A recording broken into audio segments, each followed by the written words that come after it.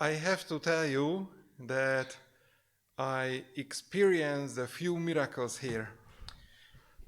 Морам да ви кажам дека доживеав неколку чуда тука. Choda, yeah. We say it in Hungarian, choda. И ние на унгарскиот јазик исто велиме чудо. So, naturally, the biggest one is the baptism. Најголемото од нив е крштевањето. But in close second place comes Кога доаѓа на второ место, the attendance on Friday night and Friday evening and Sabbath evening. тоа е присутноста во петокот навечер и во саботата попладне. So, it's good to be here, Добро е да се биде тука. closing the Sabbath together with you. На завршетокот од саботата заедно со вас. And it's a very good feeling to spend it with you. И посебно чувство е да се помине времето заедно со вас. I am wondering if you have some interesting or even funny story concerning clothes. Се прашувам дали имате некои интересни или смешни приказки во врска со clothes, во врска со облеката. I remember once I went for a wedding. Се сеќавам во една прилика отидов на венчавање. I had my suit, Го имав своето сако, but I left my shoes home. али ги остави своите кондури дома. So I had to quickly go to the next open shoe shop to buy one shoe for myself. И така да морав на брзина да отидам до една продавница за да си купам нови кондури. So I learned my lesson.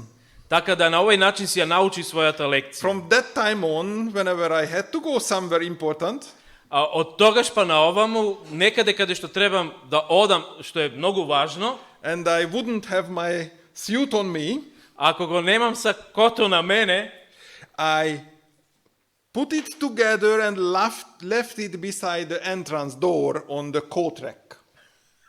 значи го ставам на вратата на видно место за да не можам да не го видам, да не го заборам. So I would have it for sure. Така да за сигурно ќе го имам. So this is how it happened, И така тоа се случи, that when I went to my home church and I was asked to do some Lord's Supper there, кога отидов во својата домашна црква, од каде што потекнувам, требаше да имам вечера Господова. it's the church of Balaton Füred at Lake Balaton. Тоа е црквата во Балатон? Balaton. Тоа е езерото Балатон. And I left everything home. You forget everything? All the clothes as it was. Целата своја облека ја заборавив дома. So you can imagine Friday afternoon, evening, Можете да го замислите петокот вечерта. I quickly went into Tesco and could find very cheap plastic black trousers. И отидов во Теско, во продавница, каде што можев да купам ефтини полиестер пластични панталони. My uncle gave me some white shirt. Мојот вујко ми даде бела кошула. And fortunately, my brother left home a tie when he moved abroad. Мојот брат... A tie. неговиот брат ја оставил краватата, тој веќе заминал во странство. So I'm so happy that on that Lord's Supper no picture was taken. Така да сум многу среќен што на таа вечера Господова немаше никакви слики. Значи не е усликан. Of course, there are pieces of clothing that are not easy to, to replenish, to have it replaced with something else. Има дел од облеките кои што не можеме така едноставно да ги замениме. We have now in England the king. Сега во Англија го имаме кралот. And a king has an official outfit. И знаете дека кралот има една официјална облека која што треба да носи. He has a nice mantle and he doesn't have a cap, but he has a crown to fit it. Значи има посебна мантија која што носи и има круната. For example, there is the English imperial state crown. Постојат кралевски круни. It's the special crown that has to be worn to open the parliament session. The parliament session. when it Znači, opens. постојат посебни круни кои што треба да ја носи кога треба да го отвори сесијата во парламентот. So you can imagine it has gold and silver and even platinum in it. Значи, можете да замислите на таа круна да има злато, сребро и платина. It has 2,868 diamonds. 2600... How many? 2,868 2868 what? diamonds. Диаманти. 273 pearls. 273 бисера. 17 sapphires. 17 сафири. 11 emeralds. 11 емералди. And 5 rubies. И 5 рубини. I don't know how they can fit all this into one small place. Не можам да замислам како сето тоа е ставено на едно место. So I can imagine the king, or rather some of his helpers, aides, Можам да го замислам кралот со неговите помошници when they are about to open the parliament session, и кога треба да отворат таа сесија во парламентот, suddenly looking with big eyes, сите гледаат со големи очи, saying, "Oh, where's the crown?" каде е круната? You can't just pop into Tesco, can you? Не можете неа така лесно да ја купите во Теско. It's pretty expensive to have something that is similar to it. Тоа е премногу скапоцено за да би нешто слично имале. But do you know that it's not the most expensive piece of clothing that has ever been or would be ever lost? Али дали знаете дека тоа не е најскапиот дел од облеката кој што може да биде загубен? Because the most expensive cloth најскапоцената облека doesn't have silver не поседува or сребро gold or platinum, или злато или платина, wasn't even made by some very good smith who can make beautiful things. и не е направена рачно од оние луѓе кои што знаат да направат убави работи. It's something else. Тоа е нешто друго. Yet it can clothe us. Да, тоа може да не облече. So, let me read you by one Bible verse which I believe you read many times. Затоа би сакал со вас да прочитам еден текст кој што веројатно сте го читале многу пати. It's in Romans chapter 3. Тој текст се наоѓа во посланието до Римјаните 3 глава. Romans 3:23. 3 глава 23 стих. It's part of a longer sentence, Тој е дел од една долга реченица, and the part before it and after it, the parts are more interesting. дел од она што е пред и после тоа што е многу интересно. And yet, И се уште, this little sentence is really deep и оваа мала реченица е толку длабока and important. и важна. We read, "Since all have sinned and fall short of the glory of God." Сите сгрешија и лишени се од славата Божја. Let me propose Ајде да ви нешто предложам. the most expensive, most beautiful garment ever been lost in human history is the glory of God. Најскапоцениот дел од облеката кој што е изгубен во човештвото, тоа е славата Божја. If you go to the book of Genesis, Ако одите во книгата на Создавање, in chapter 3, verse 7 records the moment when humanity realized that something is lost. тука е забележан текстот каде што луѓето забележане нешто што го изгубиле. It's a strange, dramatic moment. Тоа е еден чудесен, драматичен момент. I read this Genesis 3:7. Then the eyes of both of them were opened, and they realized that they were naked. So they sewed fig leaves together and made coverings for themselves. Тогаш им се отворија очите на обајцата и разбраа дека се голи, па исплетоа лисја од смокви и си направија опашала. It's a really awkward moment. Ова е навистина еден чудесен момент To realize that I am naked. да разбереш дека си гол. Something that covered me is not there anymore. Она што некогаш ме покривало, повеќе не е тука. And I would like us to read a bit from Ellen G. White's book, The Patriarchs and Prophets, from the chapter The Temptation and the Fall. Би сакал заедно со вас да прочитам еден дел од Патриарси и пророци, делот искушенија Temptation And Fall. Yeah.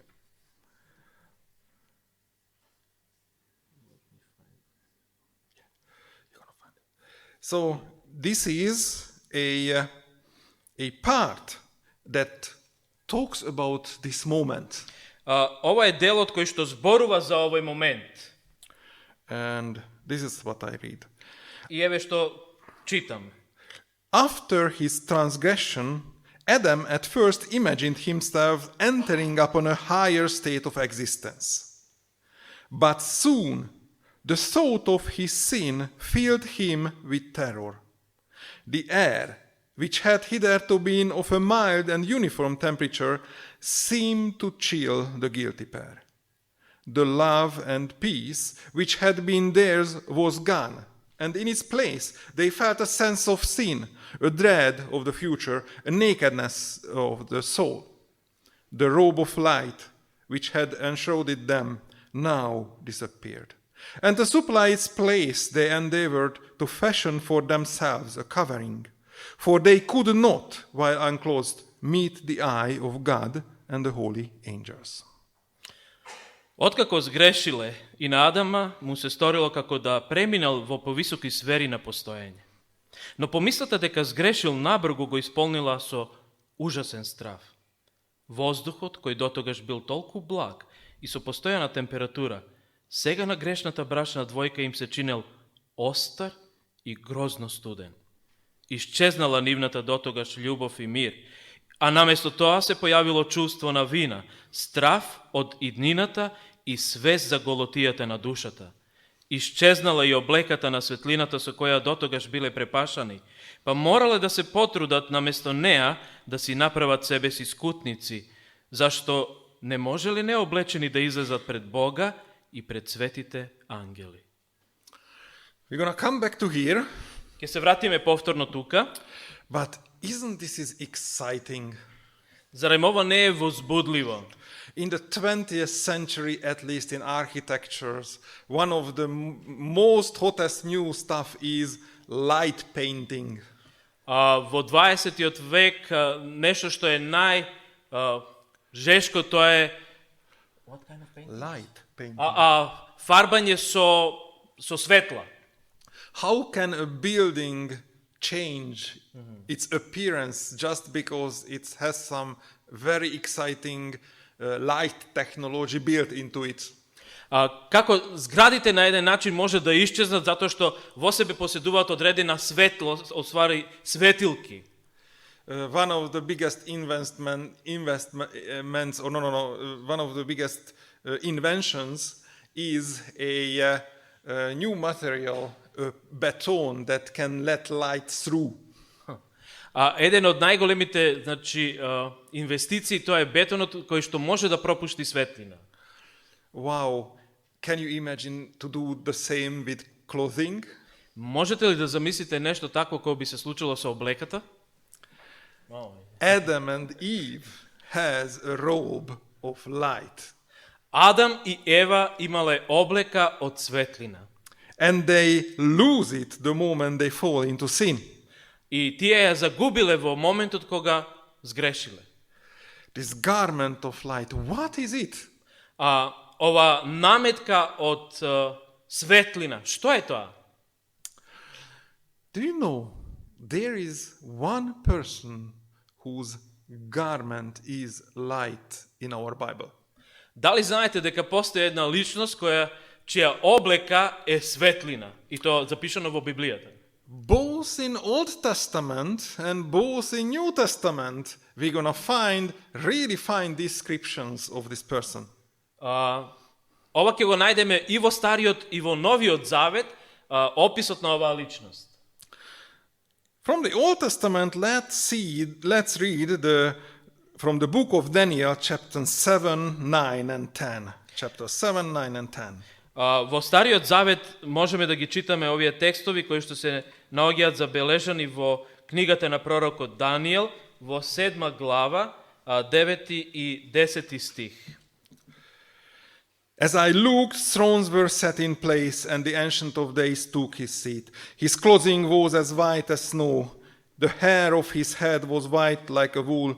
The throne was flaming with fire, and its wheels were all ablaze. A river of fire was flowing, coming out from before him. Thousands upon thousands attended him. 10,000 times 10,000 stood before him. The court was seated, and the books were opened. Значи, читаме од книгата на пророкот Даниел, 7 глава, 9 и 10 стих. Видов најпосле дека се поставија престоли и седнав старец. И облекото му беше бело како снег, а косата на главата негова како чиста волна. Престолот негов личеше на огнен пламен, со тркала како оган што пламти. Река огнена излегуваше и минуваше пред него.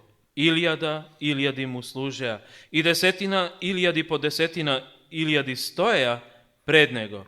Седнаа судиите и книгите се отворија. And if you turn to the book of Revelations, chapter 1, you're going to find a very, very similar description. И ако отворите во книгата на Откровение во првата глава, ќе најдете еден сличен опис. In verses 13 and 15 in chapter 1, which says, "And among the lampstands was someone like a son of man, dressed in a robe, reaching down to his feet, and with a golden sash around his chest.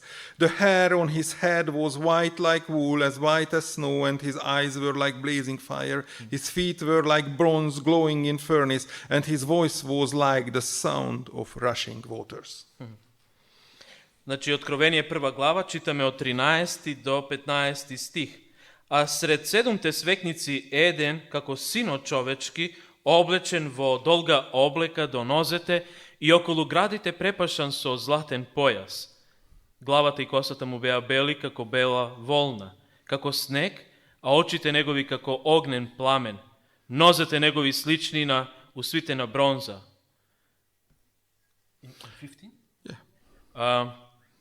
Како во печка вжарена, а гласот негов како шум од многу води. How do you find these descriptions? Како го разбирате овој опис? Can you imagine the hard task of the prophets? Дали можете да разберете тешката задача која што имал пророкот? I find the most fascinating chapter, one of the most fascinating chapter of Ellen White's writings, the first introduction chapter of the Great Controversy. Една од фасцинантните поглавија кои што ги наоѓам во книгите на Елена Вајт, а тоа е воведот во серијата на големата борба. About inspiration. Во врска со инспирацијата, вдахновението. So there is this human being living in 5th century before Christ.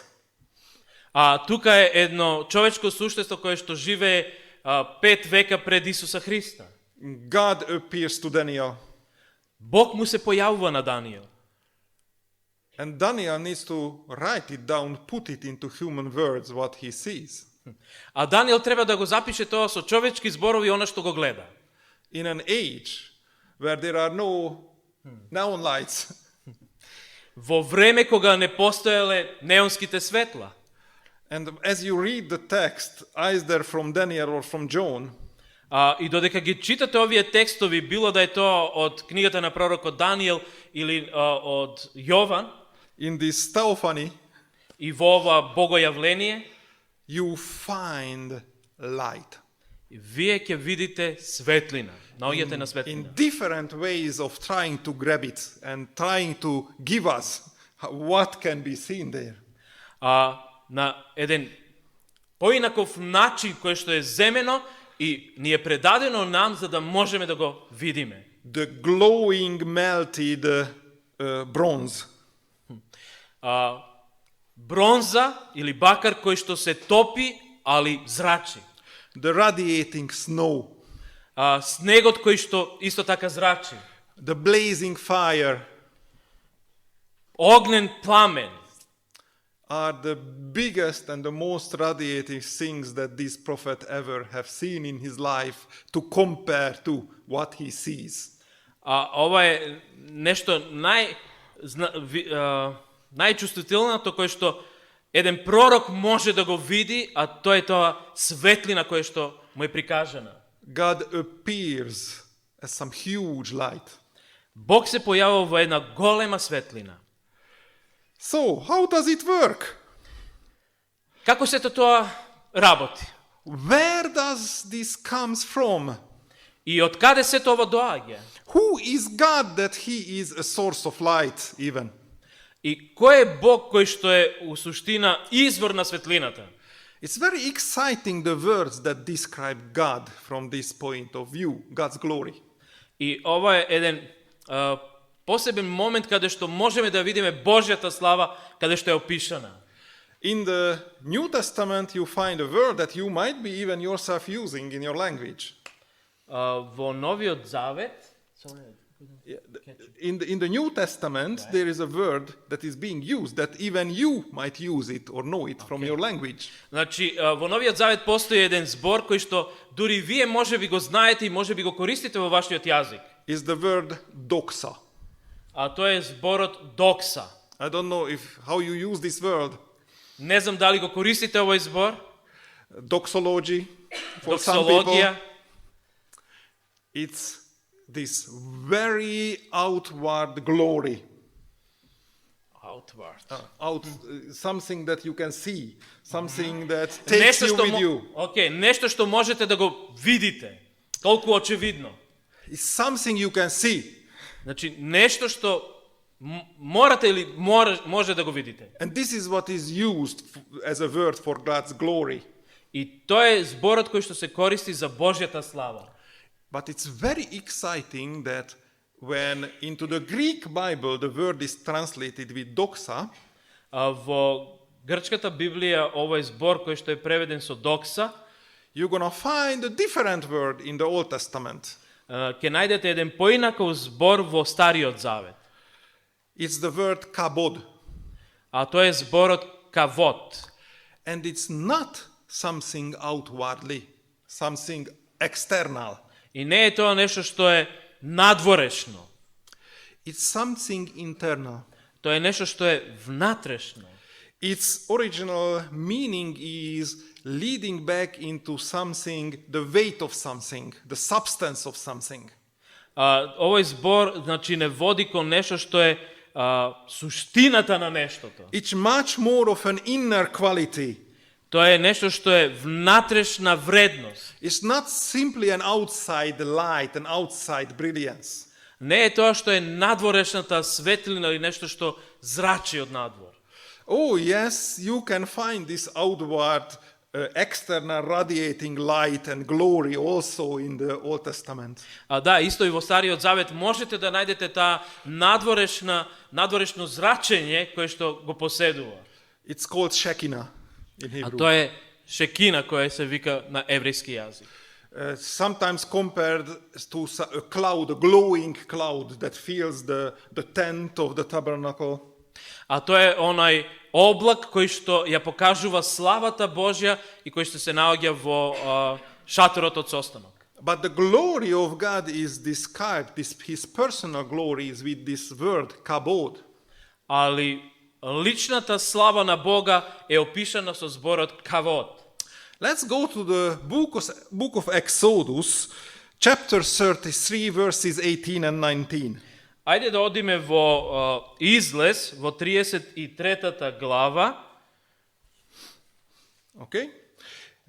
Yes. 18 i 19 stih. Then Moses said to God, "Now show me your glory." Во неговиот текст вели, пак Мојсе рече, покажи ми ја својата слава. And the Lord said, И Господ му одговара, "I will cause all my goodness to pass in front of you." ќе ја покажам сета своја добрина пред тебе. I would stop here a little bit Јас би застанал овде на кратко, because it's a very interesting conversation between Moses and God. затоа што сметам дека е многу интересна конверзацијата помеѓу Мојсија и Бога. Moses asks something very personal from God. Мојсей бара нешто многу лично од Бога. He wants to see God's glory, Тој сака да ја види Божјата слава. God's kabod. Божјата кабот. And have you realized God's answer? И дали согледувате дека Бог одговара? Is God saying to Moses, yeah, okay, I'm going to show you my kabod? Дали Бог му вели на Мојсе, да, ќе ти ја покажам мојот кабот? No. Не. God answers, Божјиот одговор е, I'm going to show you my goodness. јас ќе ти ја покажам својата добрина. In Hebrew, my tob. На еврејски јазик тоа е тоб. And if you go to chapter 34, И ако одиме во 34-тото поглавје, it happens that God shows Moses what he promised. и се случува она што Бог му го ветил на Мојсей. From verse 4 until 7. Читаме од 4 до 7 стих. So Moses chiseled out two stone. Oh, I don't have the right one. Okay, it's 34 between 5 and 7. This is when Moses is standing in the cave, and God's glory goes by. I hope it's 24 from Yeah. 5, and I hope it's gonna be that one because I just copied some wrong test here. It seems. Yeah. Yes, 5 to 7. Yeah, if you could read it. А Господ слезе во облак, а Мојсей застана пред него и го извика името Господова.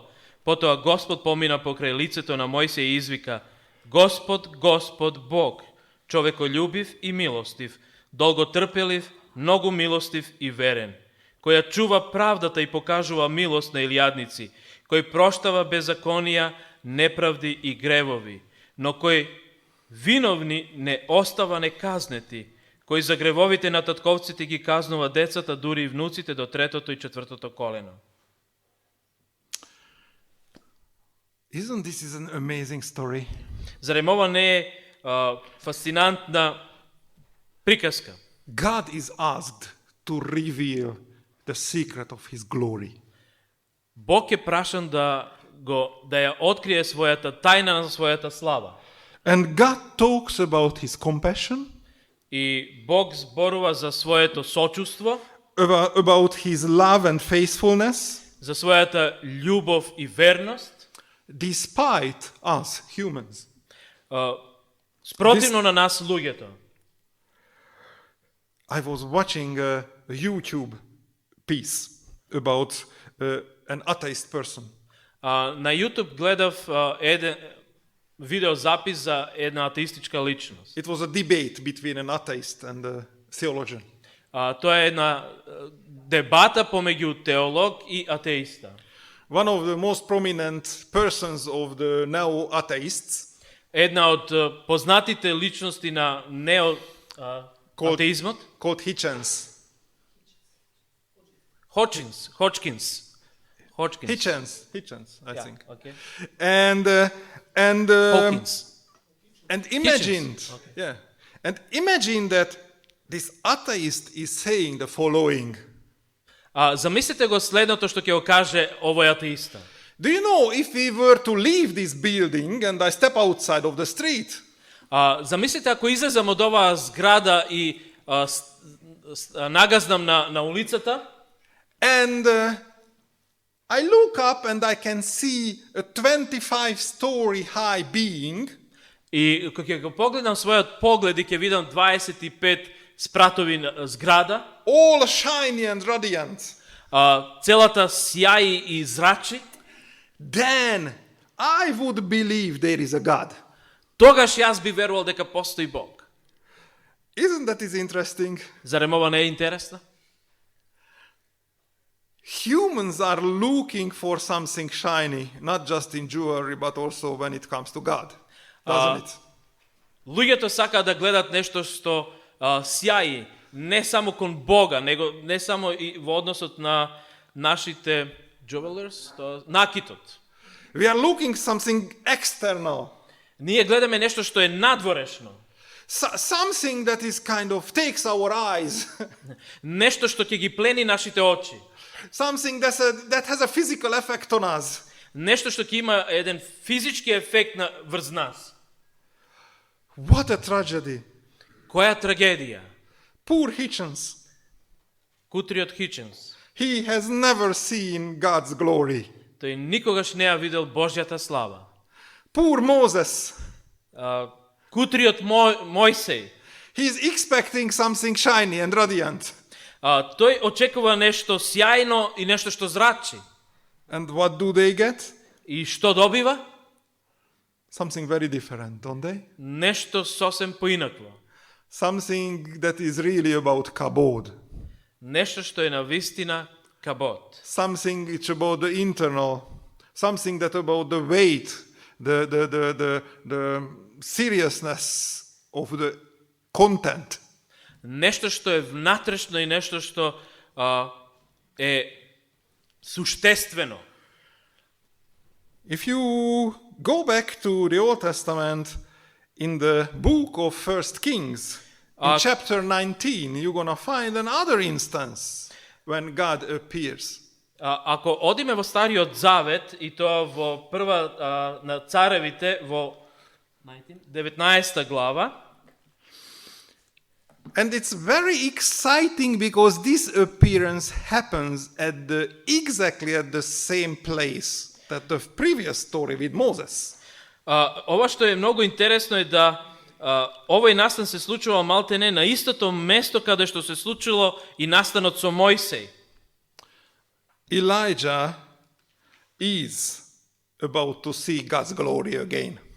Илија ќе ја види повторно славата Господова. From the same cave. Од истата пештера. And it says, the Lord said, go out and stand on the mountain in the presence of the Lord, for the Lord is about to pass by. Тогаш Бог му рече, излези и застани на гората пред лицето Господово, и ете Господ ќе мине. Then a great and powerful wind tore the mountains apart and shattered the rocks before the Lord, but the Lord was not in the wind. After the wind there was an earthquake, but the Lord was not in the earthquake. After the earthquake came a fire, but the Lord was not in the fire. And after the fire came a gentle whisper. И силен ветер кој ридови урива и соборува карпи пред Господ, но не е Господ во ветрот. По ветер земјотрес, но не е Господ во земјотресот. По земјотресот оган, но не е Господ во огнот. По огнот здив, од тих ветер, и таму е Господ. And God is not in the wind, not in the fire, neither in the earthquake. Бог не е во ветерот, не е во земјотресот, ниту во огинот. He is in the gentle whisper. Тој е во нежниот шепот. Do you remember the beginning of our story? Дали се сеќавате на почетокот на нашиот извештај? It's so interesting how Ellen White writes about this moment of realizing their nakedness. Интересно е како Елен Вајт го опишува овој момент кога нашите прародители сваќаат дека се голи. And it's so exciting that she writes about something that modern theologians are writing about. Ова е многу интересно затоа што и денеска модерните теолози го пишуваат ова. Because that word, the wind or the breeze that we read in that Bible story, Оној тивок ветрец или здив, кој што читавме во библискиот извештај, it's not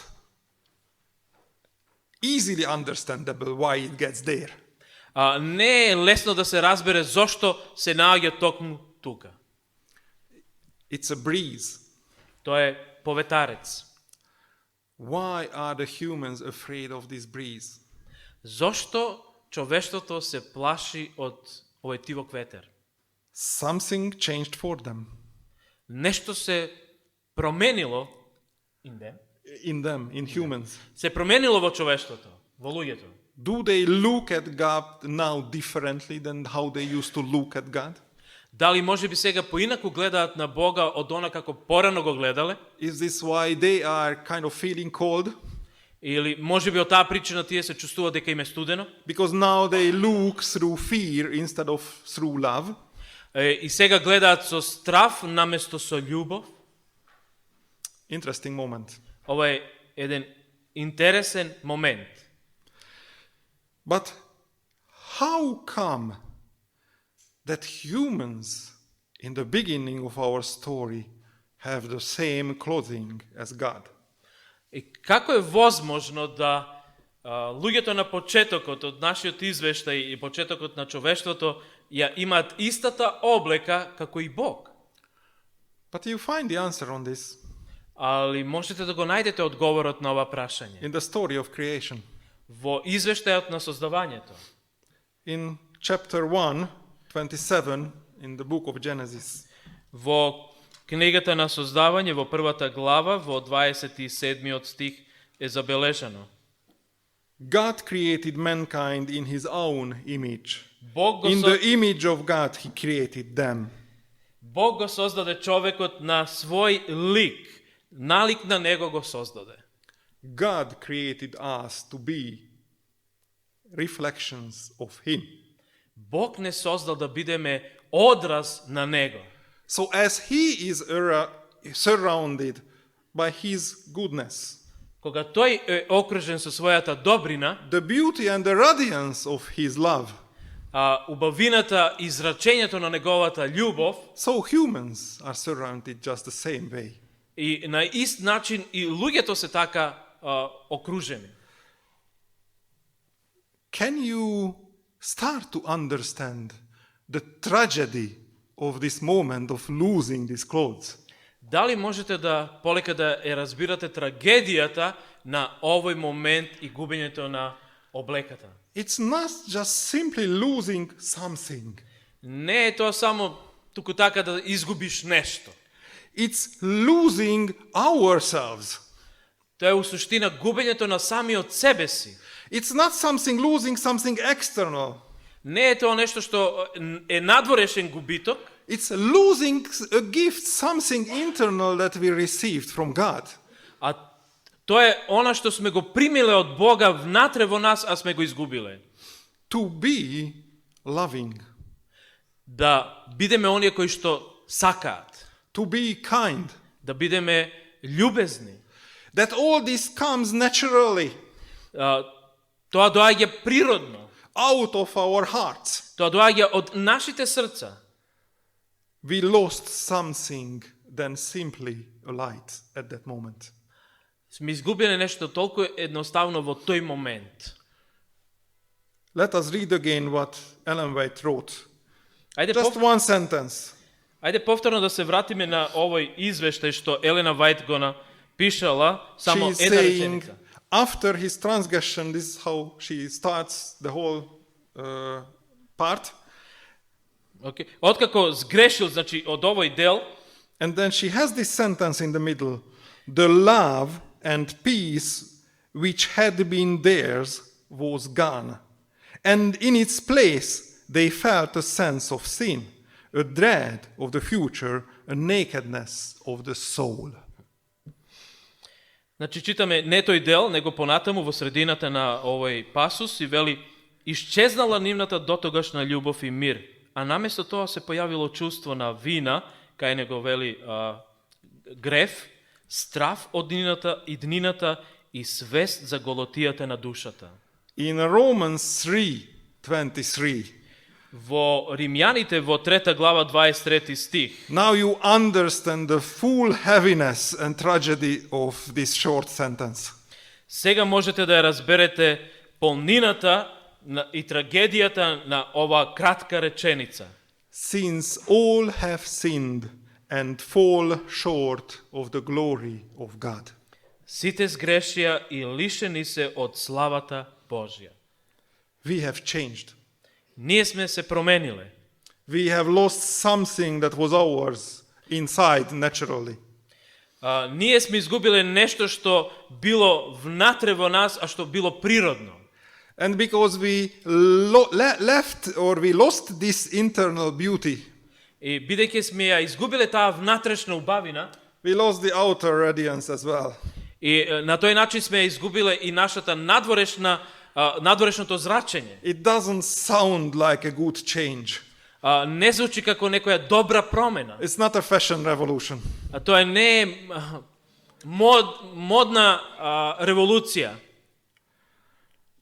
And if you would read Paul's letter to Romans in how he ends chapter 1, И ако го читате писмото на апостол Павле, првото поглавие и како го завршува, you're gonna find a huge row of negatives, internal and external negatives as well. вие ќе видите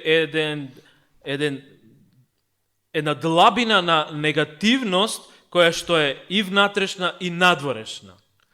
Negatives inside us as sin.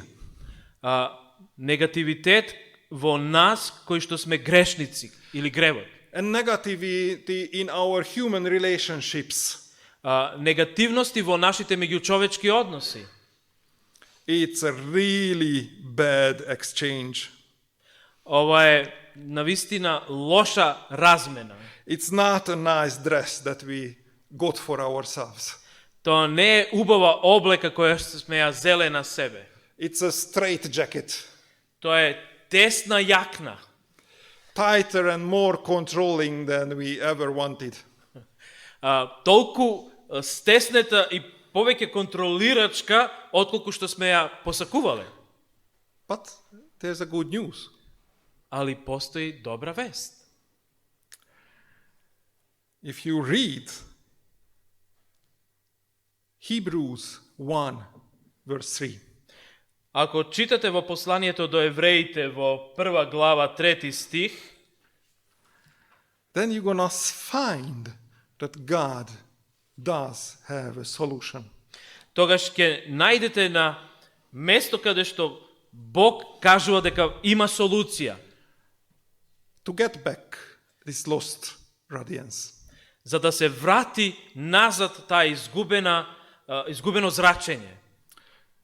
If you read verse 3, it says, the Son is the radiance of God's glory and the exact representation of His being, sustaining all things by His powerful word. Тој е одблесок на Божјата слава и отпечаток на неговата суштина и држи се со својот моќен збор. Jesus Исус is also human. Исус е исто така човек. He is the first to get back what we lost. Тој е првиот кој што го вратил она што сме го загубили. And He is our hope И тој е нашата надеж that something is going to change in our life as well. дека нешто ќе се случи во нашиот живот, ќе се промени во нашиот живот. That we are about to receive back what we lost. Дека ќе го примиме назад она што некогаш сме го изгубиле. As I look around in this place, Додека гледам наоколу на ова место looking at myself, и гледајќи во самиот себе си, I'm a little bit sad. малку сум тажен. Nobody is glowing yet. Никој од нас се уште не зрачи. it seems we are not there yet. Mi izgleda дека се уште не сме таму, But we have a promise. ali imаме ветување.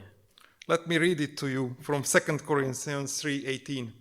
Ајде да ви го прочитам тоа. Се наоѓа во второто послание до Коринтијаните во 3 глава 18 It стих. says, Вели: "And we all, who with unveiled faces contemplate the Lord's glory, are being transformed into his image with ever-increasing glory, which comes from the Lord, who is the Spirit."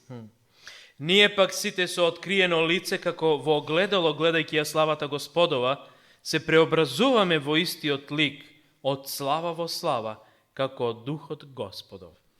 And it's Romans 8:21.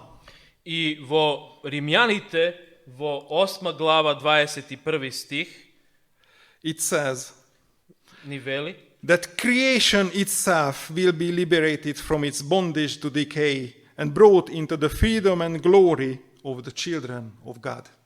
дека и самото создание ќе се ослободи од робството на распадливоста при славното ослободување на чедата Божи. The Jesus who we receive in our hearts by faith, Да Исус Христос кој што го примаме со вера во нашите срца, he promised us тој ни ветил that all going to be changed once again. Дека повторно ќе биде се променето. When he comes, Кога ќе дојде, we're going to be changed. ќе бидеме променети. We're going to get back our glory. Ќе ја добиваме повторно назад нашата слава. We're going to be again naturally empowered. Повторно ќе бидеме природно empowered, значи оснажени, осилени. To have something inside again that we now don't have yet. Да имаме нешто внатре што се уште го немаме. That is though growing. Growing. А тоа ќе расте. And he is going to change us to have this light again. И тој ќе не промени да го имаме тој живот повторно. What does this mean for you? Што ова значи за тебе? I would say, Јас би рекол, how are you doing inside? како работиш на себе самиот внатре? Are you being changed? Дали си променет? Just on the pattern that Jesus is? На начинот или налик на Исуса Христа? Or you are searching glory? Или се уште ја бараш славата? Something external? Нешто надворешно? Or you are searching for something that God really is?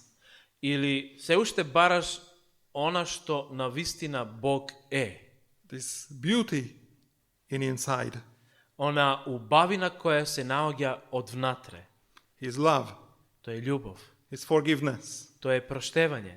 His loving kindness. Тоа е неговата љубезност. Because this is what God calls us. Тоа е она на што Бог не повикува нас. Amen. Амин.